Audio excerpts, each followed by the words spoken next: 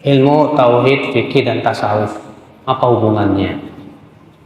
Tauhid dari kata wahada yuwahidu tauhidan, ja'alahu wahidan.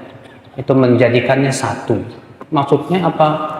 Ilmu tentang pengesaan Allah, bahwa Allah satu-satunya zat yang berhak disembah. Nah, kemudian menjadi sebuah ilmu tersendiri di zaman sekarang.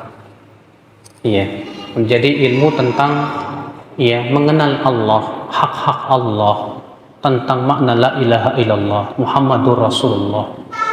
Itu sebutan ilmu tauhid. Iya. Fikih, ketahuilah Pak, makna fikih di zaman dahulu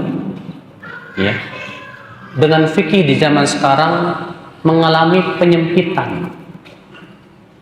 Di zaman dahulu fikih itu lebih luas daripada makna zaman sekarang.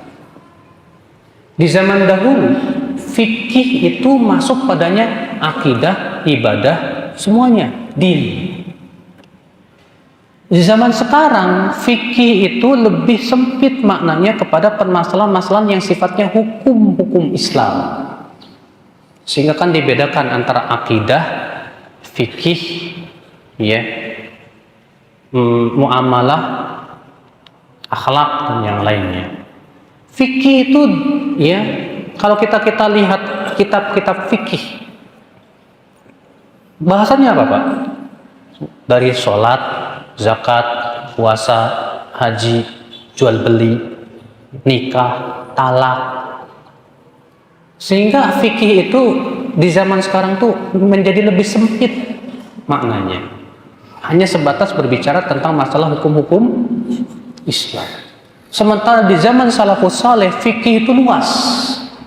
Sudah saya sebutkan tadi, Abu Hanifah menulis kitab tentang akidah diberi nama Al-Fiqhul Akbar, fikih besar. Ternyata Abu Hanifah menamai kitab akidahnya fikih. Nah ini Pak. Jadi kalau Bapak bertanya kepada saya tentang fikih, saya mau tanya sama Bapak.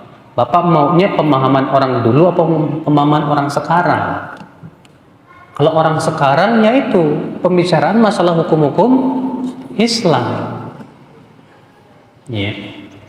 Tasawuf. Di zaman sekarang makna tasawuf itu blur. Blurnya apa? Orang banyak mengidentikan tasawuf dengan zuhud.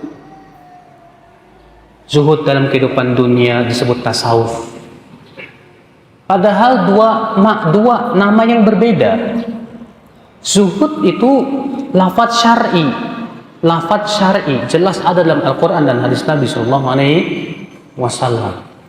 Tapi tasawuf itu sebuah lafadz yang muncul di akhir abad ketiga. Dari kata tasawuf, dari suf.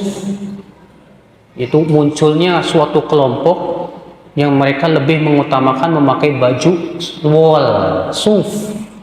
Suf itu artinya kain wol. Dan mereka punya keyakinan bahwa kain wol itu lebih utama daripada kain yang lain. Yang kemudian disebut oleh para ulama dengan tasawuf. Yang kemudian tasawuf itu tadinya Pak hanya berurusan masalah dalam kehidupan dunia. Jadi dia meninggalkan dunia. Pokoknya dia tidak mau dunia karena kecewa dengan raja-raja yang ada, melihat fenomena orang tertipu dengan dunia, yang kemudian berubah, terpengaruh oleh ilmu-ilmu filsafat, kemudian terpengaruh lagi dengan berbagai macam pemikiran-pemikiran, akhirnya menjadi pemikiran tersendiri. Yang kemudian tasawuf ini berpecah-pecah lagi menjadi tarikat-tarikat. Ada Naqsyabandiyah, ada Tijaniyah, ada banyak lagi Pak. Itu semua sama dalam koridor tasawuf. Kalau Bapak ingin baca tentang sejarah tasawuf secara lengkap, silahkan beli buku yang berjudul Sejarah Hitam Tasawuf yang ditulis oleh Dr. Fadl Ilahi Thohir. Beliau merujuk langsung dari kitab-kitab tasawufnya langsung Pak. Bapak baca buku itu, beliau akan buka kepada Bapak dan cakrawala Bapak, pemahaman Bapak bagaimana tasawuf. Kalau saya bicara di sini tuh panjang, Pak. Susah. Iya, Allah.